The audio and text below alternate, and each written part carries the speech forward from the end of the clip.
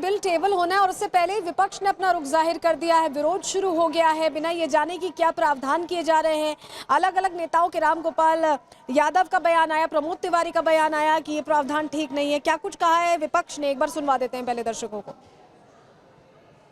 Samajwadi party नेता रामगोपाल यादव इस वक्त हमारे साथ है। रामगोपाल जी, वक्फ अमेंडमेंट बिल आने वाला है, इस पर समाजवादी पार्टी का क्या टेक है? पूरी तरह इसका विरोध करेगी, पूरी ताकत से। संसद को भी नहीं चलने देंगे जरूरत पड़ी तो। ये कहना है कि पहले जो उससे पार्टीज हैं उनसे बात कर लें, अपने दोस्तों से बात कर लें, नीतीश और राव साहब से। और वैभव लगातार हमारे साथ जुड़े हुए हैं। वैभव, ये विपक्ष के सुर हैं जो एक बात अगर कोई शुरू होती है तो पहले उसका मूल समझने से पहले ही हो हंगामा शुरू हो जाता है। जैसे एक धारणा बना ली है कि कोई भी बात निकले तो पहले उसका विरोध करना है।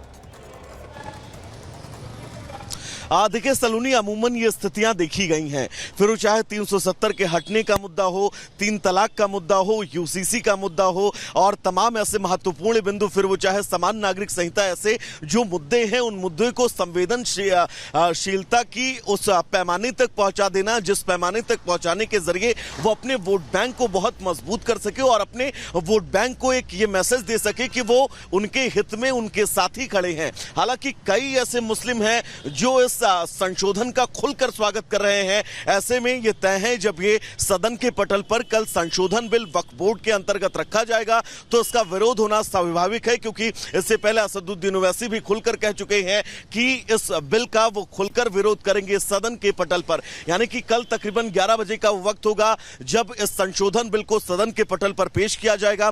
इससे पहले केंद्रीय मंत्रिपरिषद की बैठक से यह बिल पास हो चुका है, यानी कि अब आगे का जो पड़ाव है उस प्रोसेस पर यह बिल जो है वो आगे जाएगा, लेकिन ये तय है विरोध होगा। रामगोपाल को आपने सुनाया और साथ ही विपक्ष के तमाम ऐसे नेता हैं जो ये भी कहते हुए नजर आ रहे हैं कि जब ये बिल सदन के पटल पर पेश किया जाएगा तो हाउस में वो खुलकर इसका विरोध करेंगे, यहां तक कि सदन की कार्यवाही जो है वो भी नहीं चलने देंगे। कुल मिलाकर ये कहा जा सकता है कल जब इस बिल को सदन में पेश किया जाएगा तो इसका विरोध स्वाभाविक तौर पर, जैसा कि प्रतिक्रियाएं आ रही हैं सामने, वो देखने को मिलेगा। क्या होता है वैभव, ये देखने वाली बात होगी। 11 बजे ये बिल टेबल किया जाना है। बहुत शुक्रिया आपका जुड़ने के लिए और जानकारियां देने के लिए। और चलिए आगे बढ़ते हैं। बात अब बांग्लादेश की करेंगे, जहां पर लगातार हिंदुओं को टारगेट किया जा रहा है। कभी हिंदुओं के मंदिरों को तोड़ा फोड़ा जा रहा है, कभी घरों को आग के हवाले किया जा रहा है, खोज के लोगों को निशाने पर लिया जा रहा है। और ऐसा ही हुआ बांग्लादेश के मशहूर सिंगर राहुल आनंद के साथ भी। उनके घर को पहले तोड़फोड़ करके नुकसान पहुंचाया, 3000 से ज्यादा वाद्य यंत्रों को जला दिया गया है। ये तबाही की तस्वीरें लगातार बांग्लादेश से सामने आ रही, जहां हिंदुओं को टारगेट किया जा रहा है। एक रिपोर्ट इसी से जुड़ी आपको दिखाते हैं।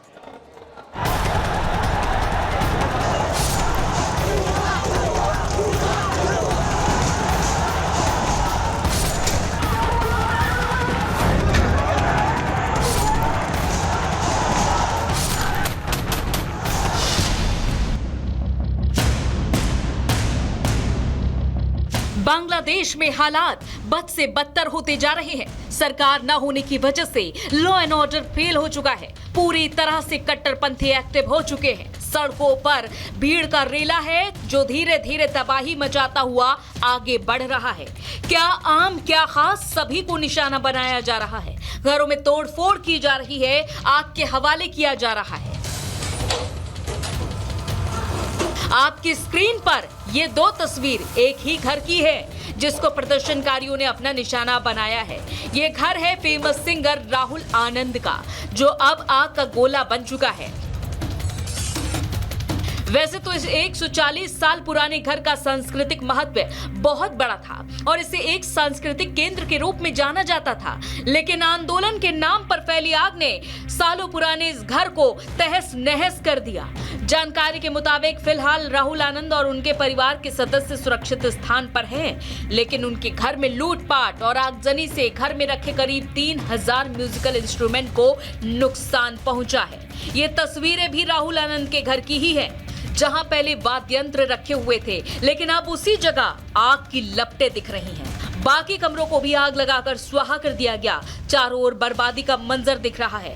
पहले आंदोलन, फिर तख्ता पलट और अब प्रदर्शन के नाम पर आम से लेकर खास लोगों तक को निशाना बनाना, घरों में तोड़फोड़ करना और आग लगाना, इन हालातों ने बांग्लादेश की स्थिति को आउट ऑफ कंट्रोल कर दिया है, जिसके बाद अब देखना होगा कि कब तक बांग्लादेश में प्रदर्शन के बाद भड़की ये आग थमने का नाम लेगी।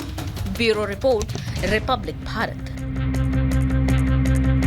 और इस बीच बड़ी खबर आ रही है विनेश फोगाट से जुड़ी हुई, जहां आपको बताएं कि UWW के प्रमुख का बयान अब सामने आ गया है। ने कहा है कि अब कुछ नहीं हो सकता है, हमें नियम का सम्मान करना चाहिए, ये उनकी तरफ से कहा गया है। इस वक्त की बड़ी खबर हम आपको बता रहे हैं रिपब्लिक भारत से।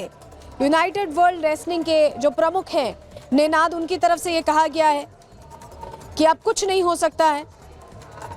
देखिए, ये इंटरनेशनल गवर्निंग बॉडी है जो ओलंपिक्स में अभी रेसलिंग का पूरा खेल चल रहा है, यूनाइटेड वर्ल्ड रेसलिंग की देखरेख में चल रहा है। और उनकी तरफ से ये बात जब रिपब्लिक भारत ने उनसे सवाल पूछे तो उनकी तरफ से, नेनाद की तरफ से बयान दिया गया है कि हमें नियम का सम्मान करना चाहिए और अब कुछ नहीं हो सकता। यानी अब जो अभी तक का जो नतीजा जो अयोग्य घोषित किया गया है उसमें कोई तब्दीली अब नहीं हो पाएगी। अब विनेश फोगाट इस खेल में कम्पीट नहीं कर सकती हैं, ये उन्होंने क्लियर कर दिया है कि अब नियम है तो नियम है।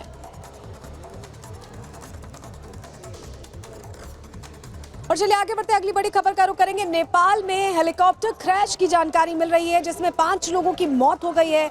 बताया जा रहा है हेलीकॉप्टर नेपाल में क्रैश हुआ है, ये बड़ी जानकारी इस वक्त की आपके सामने रख रहे हैं। तस्वीर भी देखिए, मलबे से 5 यात्रियों के शव भी बरामद कर लिए गए हैं। नेपाल में हेलीकॉप्टर क्रैश हुआ है जिनमें 5 यात्री सवार थे और इस दुर्घटना में 5 की मौत हो गई है, जिनके शव अब बरामद कर लिए हैं। ये बड़ी खबर इस वक्त की हम बता रहे हैं, 5 लोगों के शव बरामद किए गए हैं। नेपाल के ये घटना बताई जा रही है, तस्वीर भी हम आपको दिखा रहे हैं। हेलीकॉप्टर क्रैश हुआ है, धुएं का गुब्बारा उड़ता देख रहे हैं। बताया जा रहा है कि इस हेलीकॉप्टर में 5 लोग सवार थे जिनकी मौत हो गई है इस दुर्घटना में। हालांकि अभी ये क्रैश क्यों हुआ, क्या कोई गड़बड़ी आई थी इस हेलीकॉप्टर में, क्या वजह रही, इसको लेकर अभी और जानकारी का इंतजार है। तस्वीरों में आप देख पा रहे हैं हेलीकॉप्टर क्रैश हुआ है। ये ऐसा लग रहा है कि घने जंगलों का इलाका है जहां पर क्रैश हुआ है और 5 लोगों के शव भी बरामद कर लिए गए हैं। इस चॉपर में कोई तकनीकी दिक्कत आई थी या कोई और वजह है, इसको लेकर अभी खुलासा नहीं हो पाया है। नेपाल में इन दिनों